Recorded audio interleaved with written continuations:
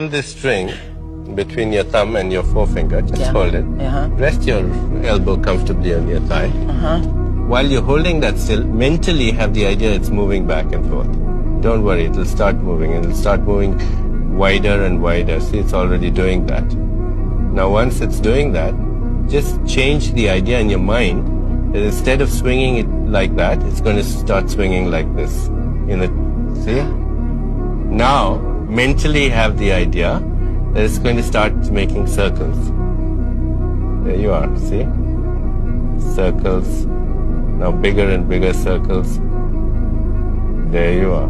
Oh my heavens.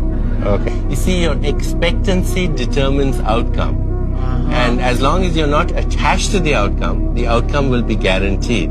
Okay. This is living proof that every cell in your body is eavesdropping on your internal dialogue.